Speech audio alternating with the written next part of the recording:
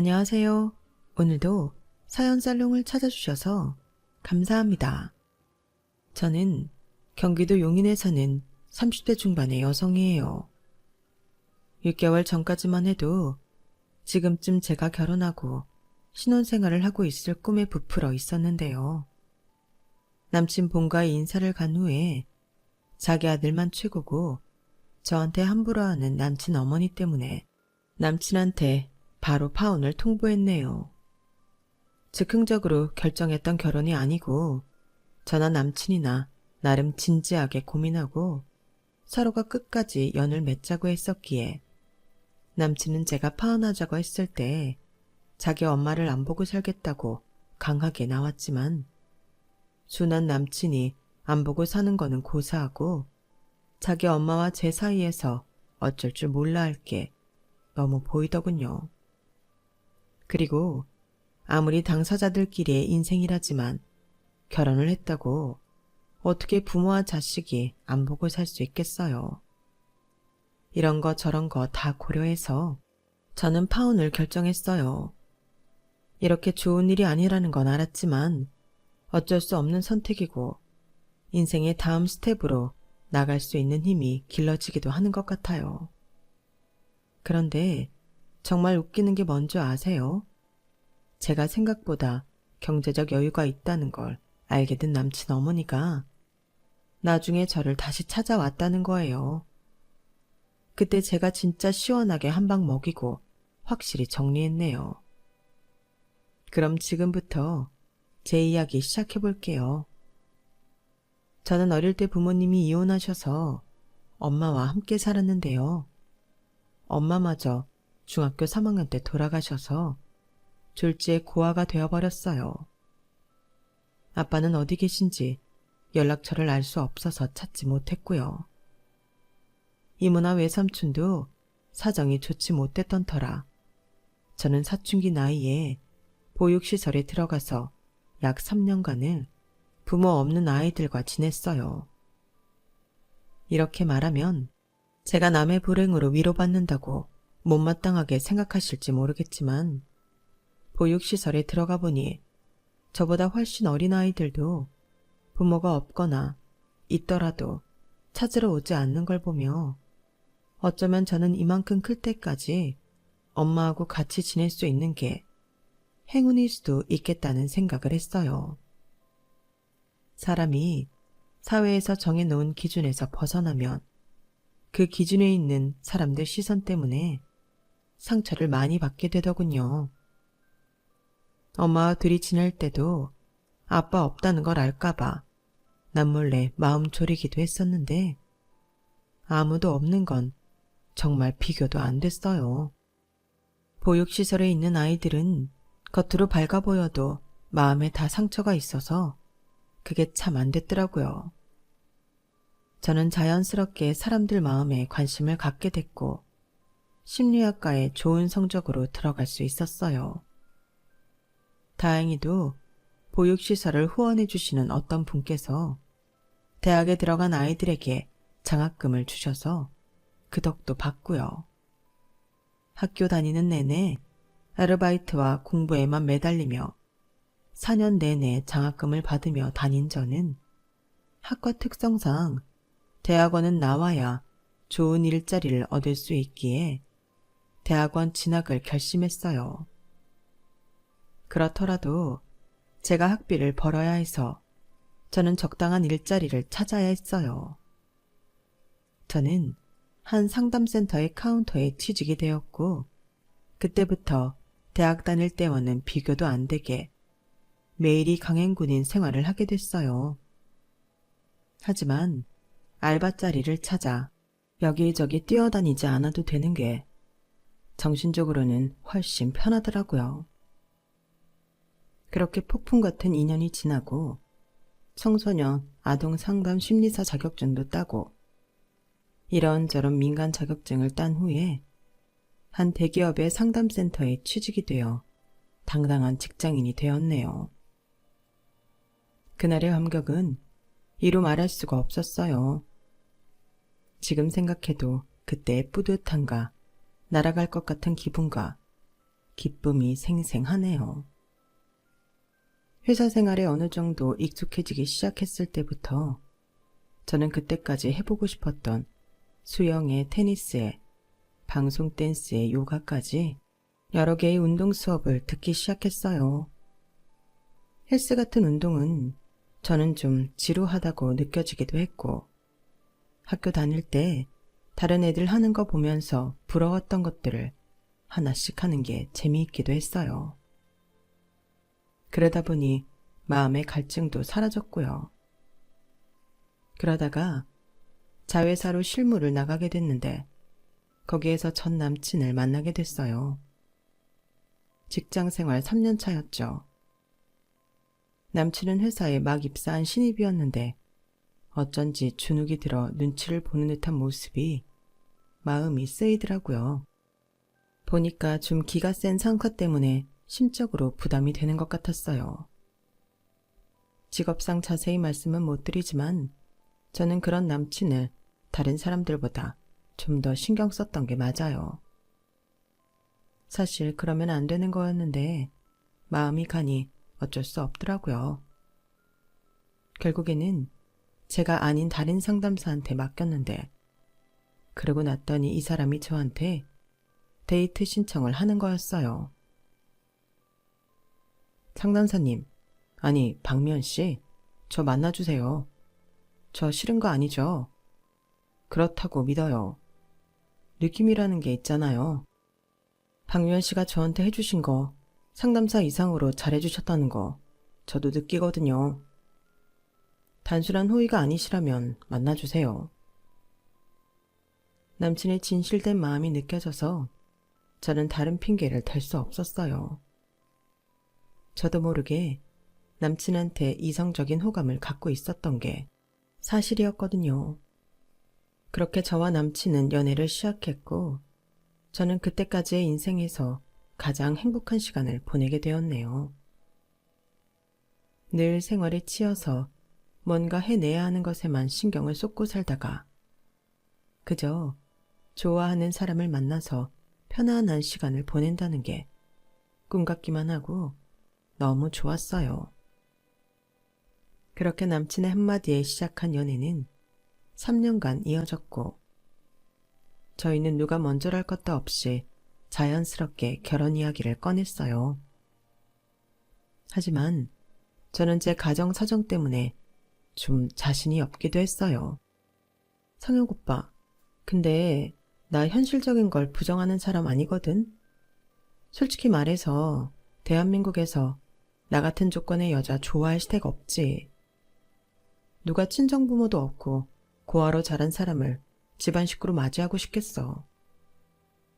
오빠가 무리해서 나랑 결혼하려고 하지 않아도 돼. 남친과 사귀고 1년이 지났을 무렵 저는 저의 가정사를 털어놓았고 남친은 그럼에도 대학원까지 나와서 당당히 대기업에 입사한 저를 굉장히 높게 봐주었어요. 오히려 더 멋있고 좋다면서요. 무슨 그런 말을 해. 나 무리하는 거 아니야. 물론 엄마가 뭐라고 하실지 걱정되기는 하지. 그렇다고 내가 좋다는 사람을 무조건 반대하실 분 아니야. 그래, 나 어디 가서도 환영받지 못할 거라는 거 아는데 그렇다고 언제까지 움츠리고 있을 수만은 없지. 부딪힐 건 부딪혀 봐야지. 서로 정드는 건 시간이 걸리기도 하는 거고. 그러다 보면 나의 장점을 봐주실 수도 있을 거야. 미연이 너 정도면 금방 장점 눈에 보일 테니 걱정하지 마. 남친도 아버지는 대학 때 돌아가셨다고 했는데 정말 어머니가 과보호를 하는 게 느껴졌어서 회사에서 그런 점들은 동료들이 불편해할 수 있다며 상담을 해줬었거든요. 남친도 엄마가 자기한테 다른 부모보다 극성이라는 건 알았지만 쉽게 고칠 수가 없어서 힘들어했어요. 그래도 저와 사귀면서 좀 외향적이 되었고 밝아진 부분도 있어서 저도 다행이라고 생각했는데 이렇게 외아들을 귀하게 생각하는 어머니를 만나러 갈 생각을 하니 많이 부담스럽긴 하더군요. 그리고 남친은 버는 돈도 남친 어머니가 더 많이 쓰고 자기 미래를 위한 자금도 많이 모으지 못했어요. 저는 청력 들었던 걸로 몇 년 전에 20평대 아파트에 들어가 있었지만 남친은 자기 앞으로 된 변변할 자산이란 게 없었어요. 적금 든 거랑 보험이랑 하면 1,000만 원 정도 되려나요? 그리고 저는 결혼 이야기가 오가기 전에 뜻하지 않게 재산이 생겼는데요. 바로 어릴 적 헤어졌던 아빠가 남겨주신 거였어요. 아빠가 돌아가시면서 제 앞으로 건물을 남겨주셨다며 변호사와 아빠의 딸이 저를 찾아왔었거든요. 처음에는 받지 않겠다고 했지만 저와는 이복자매인 여자분이 꼭 받아야 한다고 주장을 하더군요. 저나 엄마도 아빠한테 딸이 있다는 거 알았어요. 그래도 살아생전에는 한 번도 찾지 않으셨는데 마음에 묻어두셨더라고요. 아빠가 미연 씨 사진을 간직하고 있었어요. 그리고 저희 재산에 그 건물 큰 거 아니에요. 엄마 집안이 원래 자산이 많기도 하고요. 그러니 받아주세요. 그래야 저희도 마음이 편해요. 저는 아빠가 저를 계속 기억하고 계셨다는 말에 저도 모르게 눈물을 펑펑 쏟았고 그 건물을 받기로 했어요. 이복자매와는 가끔 연락이나 하자며 인사하고 헤어졌고요. 그러니 저는 경제적으로 여력이 꽤 되는 상태였고 남친은 엄마한테 붙잡혀 전혀 그러지 못했어요.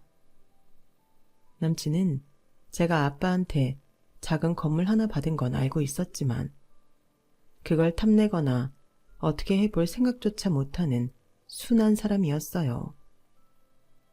남친 어머니만 어떻게 잘 넘어가면 결혼이 그저 꿈만은 아니라는 생각에 저도 마음이 부풀었었네요. 제가 가진 것만 잘 굴려도 남친하고 저하고 크게 돈 걱정하지 않으며 잘 살 자신이 있었거든요. 남친한테는 결혼한 누나가 한 명 있었고 돌아가신 아빠의 친척인 고모가 자주 집에 드나든다고 했어요. 제가 남친 집에 인사하러 갔을 때에 누나는 없었지만 고모가 남친 어머니랑 같이 있더라고요. 일찍 부모를 여의고 살아서 배우지 못했다고 할까봐 주변에 먼저 결혼한 사람들한테 물어봐서 선물도 정말 이것저것 정성스럽게 준비했네요. 제가 긴장을 많이 하자 남친은 그런 저를 다독여줬어요. 너무 걱정하지 마.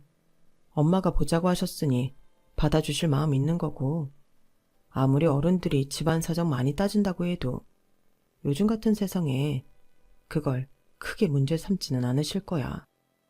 문제 삼는다고 해도 어쩔 수 없는 거 알아. 그 정도는 각오하고 있어. 그래도 잘 봐주시면 좋겠네. 잘 봐주실 거야. 특히 고모는 내 편이니까 무조건 좋게 보실 거야. 남친 말에 저는 불안한 마음을 달래려 노력하며 남친 집에 들어섰어요.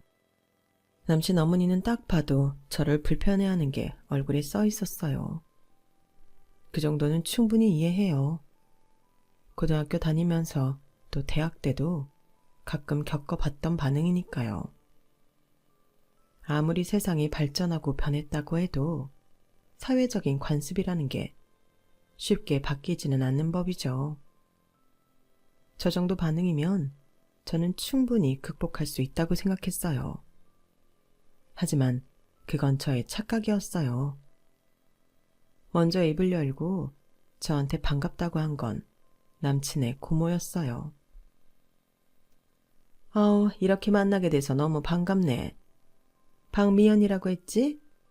이름이 딱 여성스럽고 순하다 했는데 인상도 그러네.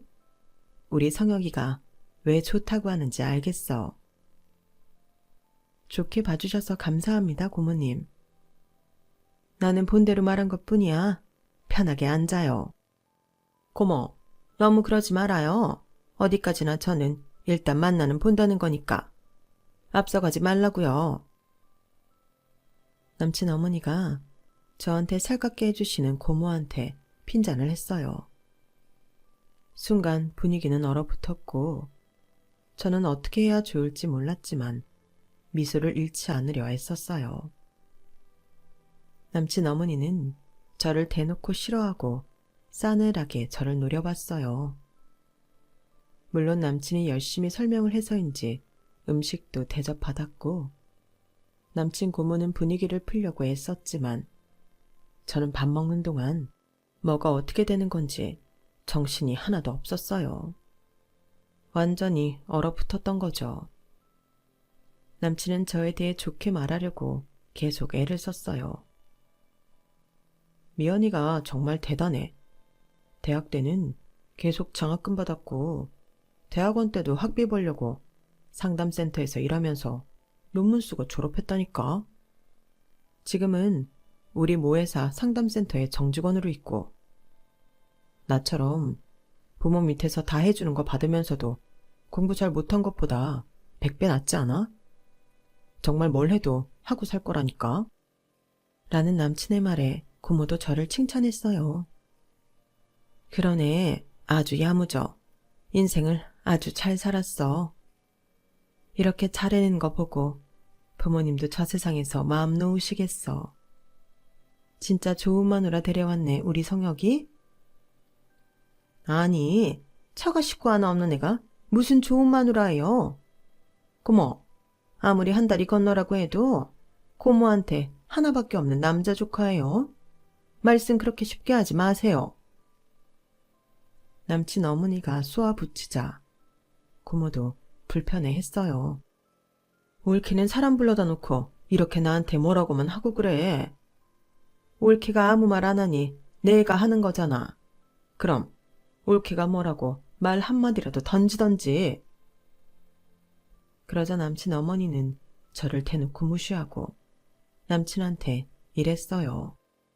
성혁아, 내가 오늘 중매 차에서는 친구들한테 알아봤는데 너 정도면 아주 괜찮은 여자들 줄 선다더라. 네가 학벌이 부족하니 회사가 변변치 못하길 하니? 그리고 너는 상담 나부랭이 이런 게 아니고 제대로 된 일을 하는 사람이잖아. 네가 그랬지? 너보다 벌어놓은 돈도 많은 여자라고 그러면 뭐 하니? 사람은 기본 바탕이 잘 되어 있어야 되는 거야. 그런 게 가정에서 보고 자란 교양이라는 거다. 여자가 교양머리 없이 돈만 벌 줄 알면 남자고 집안 어른이고 다 무시하고 자기만 잘난 줄 알아. 내가 그런 애들 한두 번 본 줄 알아? 네가 왜 저런 애가 좋다면서 결혼하겠다는 건지 도통 이해가 안 된다. 쟤보다 조건 좋으면서도 돈 잘 버는 애들 쌓였어. 남친은 제 눈치를 보며 어쩔 줄 몰라 쩔쩔맸고 저 역시 이런 식으로 무시당할 거라고는 생각 못해서인지 열이 확 오르더군요. 남친 어머니는 계속 남친만 보며 말했어요. 쟤 연락하고 사는 친척도 없어? 그런 건 알아봤어? 남친은 대답을 못했고 제가 말하려고 하자 남친 어머니는 손사래를 치며 다시 말을 이어갔어요. 그런 말 안 했다는 건 천혜구하라는 소리야. 엄마가 중학생 때까지 살아있었다는 말도 내가 어떻게 믿어? 어떻게든 지 형편 좀 나아 보이게 하려고 거짓말 했을 수도 있지. 결혼식장에 여자 쪽 친척 자리가 썰렁 해봐라. 분위기가 어떨 것 같아? 그리고 나도 그렇다. 내 친구들이나 네 아빠 친척들이 성혁이 너무 모자란다고 저런 여자를 골랐냐며 얼마나 축석되겠니? 너는 나한테 둘도 없는 아들이야. 내가 너를 얼마나 정성 들여 키웠는데 이런 모자라도 한참 모자라는 걸 데려와서 결혼하겠다고 그러는 거냐?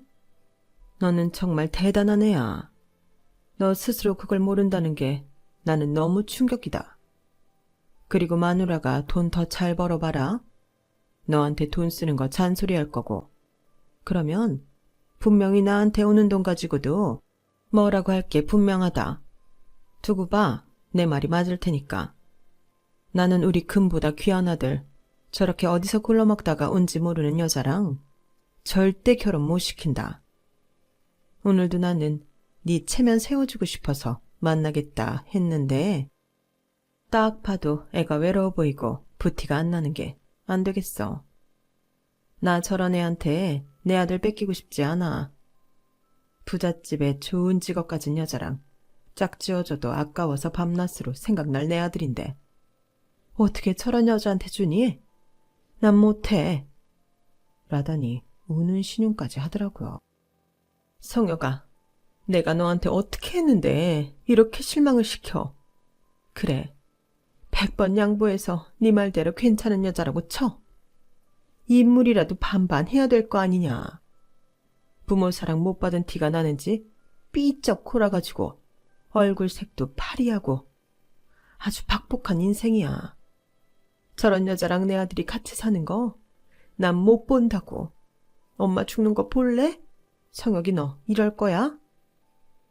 남친은 엄마를 달래랴 제 눈치를 보랴 우왕좌왕했고 고모는 한숨을 쉬며 고개를 절레절레 흔들더라고요. 그 모습을 보고 저는 이 결혼은 안 되겠다 싶었어요. 그래도 제가 명색이 심리 상담사인데 남친과 남친 어머니의 모습을 보고 있자니 남친이 자기 엄마한테서 벗어나기가 엄청 힘들 거라는 게 보였어요. 저랑 결혼해서 따로 나가서 사는 게 문제가 아니라 정신적인 독립이요. 정신적으로 독립하지 못하면 남친 어머니는 결혼 후에도 사사건건 간섭하고 남친을 자기 뜻대로 하려고 들 게 뻔했죠. 그런 사례들을 제가 많이 봐왔거든요. 그래서 이혼을 고민하고 결혼 생활에 갈등하는 여성들도 봤고요. 남친의 모습을 보며 결혼에 대해 마음이 흔들리고 있는데 남친 어머니가 제가 결단할 수 있게 아주 결정타를 꽂으시더군요. 여전히 저는 쳐다도 안 보고 남친만 보면서 말했지만요. 아무래도 너를 꼬시려고 장시간 공을 들인 것 같다. 그렇지 않으면 성혁이 얘가 이럴 수가 없지. 고모는 역시 고모다. 남이야 나처럼 이렇게 내 아들 편에서 생각해 줄 수가 없는 거야. 그러니 우리 아이 혼을 쏙 빼놓은 년이 잘났네 어쩌네. 말도 안 되는 소리를 떠들지. 고모, 우리 성혁이 그렇게 깎아내릴 생각이고 처음 보는 여자 편 들 생각이면 앞으로 우리 집 오지 마요. 나 하나도 안 반가우니까. 그 말에 남친 고모는 혀를 차며 자리에서 일어나 가버렸어요. 저 역시 바로 뛰쳐나가고 싶었지만 이게 처음이자 마지막이라고 스스로에게 주문을 걸며 버텨냈죠. 성혁아, 나는 우리 아들 평범하게 살았으면 좋겠어. 너보다 돈 좀 모았다고 너 기죽이고 눈치 보게 하지 않을 여자 얼마든지 있거든. 나는 너보다 돈 많은 것도 싫어. 제대로 된 부모 밑에서 평범하게 자란 애를 만나야 네 삶도 평탄하다. 엄마 마음 알겠어? 엄마, 미연이 그런 사람 아니라고 말했잖아. 정말 좋은 사람이고 나 회사에 적응할 수 있게 많이 도와줬어. 그런 걸 홀린다고 하는 거야. 네가 정말 도움이 됐는지 어떻게 아니? 네 인사고과가 올랐어. 인센티브를 받았어. 아니잖아. 너처럼 엄마 사랑 듬뿍 받고 자란 애는 저렇게 허먹에 큰 애 감당 못한다. 내가 잘 알아. 저는 더 이상 듣고 있을 수 없어서 한마디는 하고 가야겠다 싶었어요. 제가 그렇게 마음에 안 드시는데도 만나겠다고 해주신 걸 감사드려야 하는 걸까요? 어머니, 제가 부모가 없다는 것만 마음에 안 드시는 건지 다른 것도 마음에 안 드시는데 자꾸 그것만 강조하시는 건지 궁금하네요. 객관적으로 제 조건이 나쁘다는 거 저도 충분히 알고 있어요. 그렇다고 해도 인사 온 자리에서 이렇게까지 무시당해야 할 일은 없다고 생각하는데요. 하지만 끝까지 남친 어머니는 저를 쳐다도 보지 않고 남친한테 매달려 눈물바람을 찍어내며 말했어요. 저거 말하는 거 봤지? 지금 봤지, 성혁아? 나한테 지금 따지고 들지 않냐? 저게 바로 가정교육이라는 거야. 저는 더 이상 거기에 있는 게 아무 의미가 없게 느껴졌어요. 바로 자리에서 일어나 남친 집을 나왔죠. 저를 따라 나온 남친과 말다툼도 했고요. 남친은 아무리 그래도 어른 앞인데 이렇게 나와버리면 어떻게 하냐고 자기가 난감해진다나요? 저는 지 엄마한테 겁먹은 듯한 표정의 남친에게 선언했어요. 우리 결혼하지 말자, 오빠. 없던 걸로 해. 까놓고 말해, 저는 남친 하나 보고 이 결혼을 원했던 거고 제가 부모가 없다는 게 흠이지 다른 거에서는 꿀릴 게 전혀 없었어요. 연봉도 제가 높았고 가진 돈도 제가 더 많잖아요. 그런데 왜 제가 이런 결혼을 뭐 때문에 하겠어요? 무엇보다 문제인 건 남친이 자기 엄마 치마폭에 폭 쌓여서 정신을 차리지 못한다는 거였어요. 이건 엄마가 너를 처음 보니까 너를 몰라서 그러는 건데 이런 걸로 결혼을 안 하겠다고 하면 어떡해? 안 하는 게 맞아. 오빠는 어머니 못 이겨. 아니, 이길 생각도 없어 보여. 부모한테 반항하거나 못되게 굴라는 말이 아니야. 성인이 됐으면 자기 인생에 대한 판단은 스스로 하고 겸손하면서 당당해야 하는데 오빠는 안 그래. 어머니가 조금만 뭐라고 해도 쩔쩔매고 어머니 기분 상했을까봐 눈치 보고 그러면서 내 눈치까지 보고 내가 감당 못할 것 같아. 너는 상담사잖아. 그러니 이런 걸 더 이해해주고 객관적으로 봐주고 앞으로 어떻게 해야 할지 코치해줘야 맞는 거 아니야? 나 밖에서나 상담사지 집에서까지 상담사 아니야.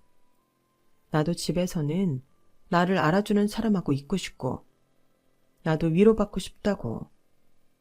사람이 그래야 밖에서 힘을 내서 일하지. 오빠 집에서까지 일을 하라고?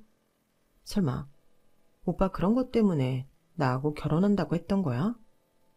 그래?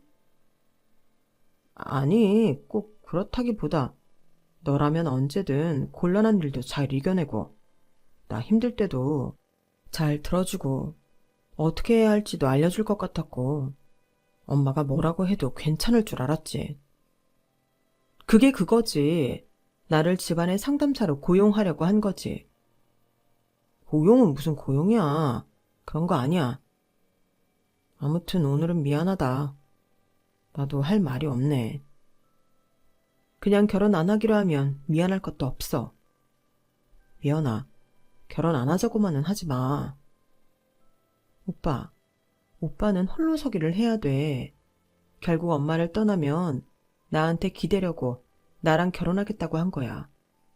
오빠도 잘 생각해봐. 그리고 나는 나 이렇게까지 싫어하시는 분 억지로 설득해가면서 살고 싶지 않아. 아까도 말했듯이 나도 집에서는 편하게 살고 동등하게 대접받고 위로도 받고 쉬고 싶다고. 이 결혼 무효야. 그날 이후로도 남친은 저한테 전화도 하고 속된 말로 많이 질척거렸어요. 정말 저를 좋아하는 마음도 있었겠지만 진짜 속내를 말하는데 많이 실망이 되더군요. 네가 없으니까 불안해. 이제 내가 힘들고 일 생기면 누가 나를 받아줄까 싶고 위로받을 데가 없어지잖아. 엄마도 나를 너무 힘들게 할 때가 있는데 그럼 난 이제 누구한테 가서 하소연을 하겠어. 나는 미연이 네가 필요해. 남친은 저를 자기 전담 상담사라고 생각하는 게 분명했어요. 그래서 단칼에 자르고 정신 차리라고 했네요. 어차피 저는 본사로 돌아온 지 꽤 됐기 때문에 회사에서는 더 이상 만날 일이 없었어요. 제가 만나주지 않고 연락도 받지 않고 카톡도 차단하자 남친은 포기한 것 같더라고요. 그런데 한 달쯤 지났을 때 모르는 번호로 전화가 왔는데 목소리를 들으니 바로 알겠더라고요. 남친 어머니였어요. 나 우리 성혁이랑 아가씨 결혼 때문에 만났으면 해. 저희 결혼 없던 걸로 하고 안 만난 지 한 달 넘었어요. 들으셨을 텐데요. 저는 결혼 안 하기로 했습니다. 나 때문이면 그럴 필요 없다는 말 하려고 전화한 거야. 안 그래도 성혁이가 연락처 안 알려주려는 거 간신히 알아냈는데 어른이 말하는 건 들어봐야 되지 않겠어? 일단 만나서 얘기하자꾸나. 저는 이제 와서 대체 무슨 말을 하려나 궁금하기도 했고 확실히 매듭을 짓기 위해서라도 만나기로 정했어요. 어쩌면 남친이 하도 징징거려서 연락한 걸 수도 있으니까요. 니네 결혼 안 한다고 성혁이한테 듣기는 했다. 근데 성혁이가 지나가는 말로 그러더라. 네 앞으로 건물이 있다고. 뭐 돌아가신 아빠가 너한테 남긴 거라며? 그게 중요한가요? 왜 물어보시는데요? 아니 너는 그런 말을 왜 안 한 거야? 나 말이야 니네 결혼 허락할 테니까 그 건물 우리 성혁이 이름으로 해다오.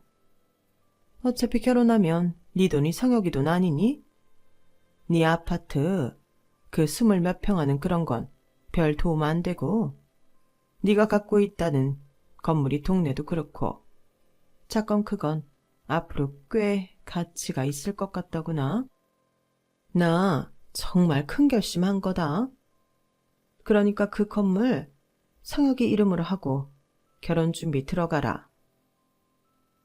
정말 기가 차서 말이 안 나오는 것도 정도가 있죠. 사람이 어떻게 저런 말을 뻔뻔하게 할 수 있나 이해가 안 되더라고요. 그래서 저는 냅다 이렇게 말했어요. 아드님 이름으로 하고 싶으시면 계약금부터 내세요. 여기서 이럴 게 아니라 부동산으로 가죠. 거기서 정식으로 계약서 쓰고 돈이 오가야 되지 않겠어요? 무슨 소리야? 우리 아들하고 결혼할 건데 계약서를 왜 써? 계약금은 또 뭐고? 너 말귀를 잘 못 알아듣는구나. 아줌마가 뭔가 착각하신 것 같은데요. 저 아드님하고 결혼 못해서 안 달라지도 않았고 그 결혼 꼭 해야겠다고 아드님 붙잡지도 않았어요. 근데 제가 왜 결혼해서 아빠가 저한테 남긴 건물을 넘겨야 돼요? 제가 부모님이 없어서요? 일가 친척이 없어서요? 저 아줌마처럼 이상한 사고방식 가진 사람하고 같은 식구 되기 싫어요. 아드님도 남한테 의존하는 성격이라 더는 만나지 않기로 한 거고요. 그러니까 아줌마가 한참 번지수 잘못 짚으셨으니까 건물 아드님 명의로 살 거 아니면 가보세요. 그리고 그 건물 아줌마 능력으로 못 살걸요? 건물 평수가 아줌마 생각하는 그런 규모가 아니거든요. 아줌마나 아줌마 아들 버는 것 갖고는 택도 없으니까 그렇게 아세요. 라고 말하고 자리에서 일어나자 남친 어머니는 갑자기 제 팔을 붙잡고 매달렸어요. 예, 네가 나한테 섭섭했을 거 안다. 근데 엄마라는 사람들은 그래. 내 자식 더 편한 데 보내고 싶지. 고생길 열리는 거 보고 싶겠니? 보아하니 네가 능력도 있고 그래도 돌아가신 아버지 딸이 찾아와 너한테 건물도 넘기고 했다는 거 보니 네가 그래도 복이 있구나 싶었다. 우리 성혁이랑 다시 잘해보면 안 되겠니? 저는 남친 어머니가 왜 그러는지 어느 정도 짐작은 갔어요. 왜냐하면 제가 남친 연락 안 받으니 남친이 저한테 SNS로 문자를 남겼는데 엄마가 소개해준 여자랑 잘 안 됐다고 했거든요. 그래서 저한테 위로받고 싶다고 했는데 저는 그냥 안 만나기로 했고 그 문자도 씹었어요. 남친 어머니는 좋은 자리를 놓치니 제가 아쉬워졌고 거기다가 제가 건물까지 있다고 하니 완전 군침이 돈 거죠. 왜 이러세요? 저보고 박복하다고 하지 않았어요? 박복한 사람이 아빠 건물 받으면 복이 많아지나요? 그것도 되게 이상한 논리네요. 저 아줌마 이상한 성격에 놀아나고 싶은 생각 추호도 없으니까 그만하고 가보세요. 그러자 갑자기 또 본색을 드러내더군요. 이게 정말 좋게 좋게 봐주니까 아주 웃기네. 이래서 부모 없이 큰 것들이 문제라는 거야. 어른이 그러라고 하면 될 것이지. 네가 어디 가서 우리 성혁이 같은 애 만날 수 있겠어? 못 만나죠. 어떻게 그렇게 의존 심하고 엄마 치마폭에 사야 쩔쩔매는 다 큰 남자를 만나겠어요. 저는 다시는 만나고 싶지 않아요. 그러니까 아줌마가 평생 끼고 살든지 알아서 하세요. 자기 돈 모아놓은 것도 1,000만 원 될까 말까 하면서 엄마한테 휘둘리는 남자를 어떤 여자가 좋다고 하겠어요? 저는 그런 무능한 아들을 결혼시킨다고 제 유산받은 건물을 당당히 내놓으라고 하는 아줌마 같은 사람 상종하고 싶지 않아요. 한 번만 더 저한테 막말해봐요. 저 아줌마가 저한테 아들 가지고 혼인빙자 사기치려고 했다고 경찰에 신고해버릴 테니까 그런 줄 아세요. 그렇게 일어나서 돌아서자 남친 어머니는 주먹을 꽉 쥐고 부르르 떨며 아까워 죽겠다고 난리를 치는데 속이 다 후련하더군요. 남친은 뒤늦게 자기 엄마가 저한테 찾아와서 말도 안 되는 소리를 했다는 걸 알고 정식으로 사과했고 다시는 연락하거나 문자도 보내지 않겠다고 했어요. 저와 남친은 그렇게 완전히 정리를 하고 끝을 냈네요. 그런 폭풍 같은 시간을 보내고 나니 결혼과 인연에 대해서 다시 한번 생각해보게 되더라고요. 저도 혼자라는 것 때문에 외로워서 무조건 결혼하려고 했던 건 아닌지 저의 마음을 점검해 보기도 했고요. 제 나이가 좀 있어서 서두르고 싶은 마음도 있지만 그래도 차분히 사람을 만나고 신중하려고 해요. 남친하고는 그렇게 끝내기는 했지만 그래도 그 사람이 정신적으로 성장을 해서 엄마한테 끌려다니지 않고 자신의 인생을 살아가기를 바라고 있어요. 저 역시 더 성장해야겠다고 마음 먹었고요. 저는 정말 따뜻하고 다정다감한 가족을 만나서 좋은 인연을 맺고 싶다는 생각이 간절하네요. 지금은 저와 이복자매인 동생과 가끔 전화를 하고 있어요.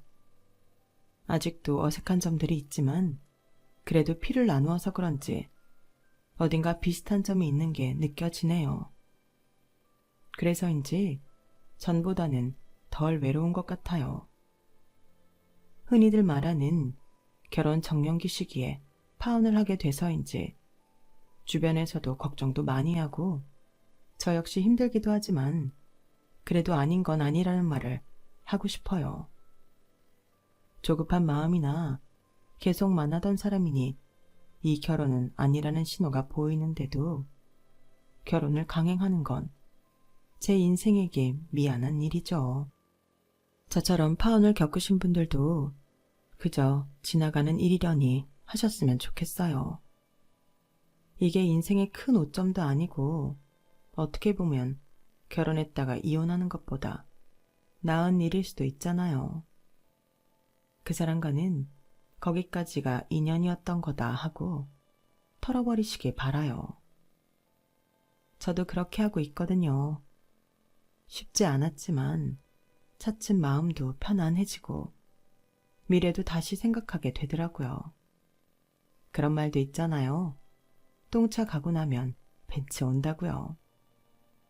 긍정적으로 생각하면 좋은 일이 생기는 건 분명합니다.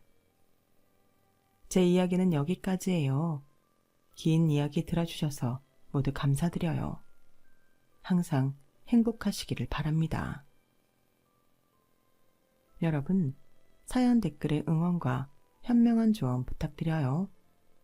좋아요와 구독은 저에게 큰 힘이 됩니다. 오늘도 좋은 일 가득하세요.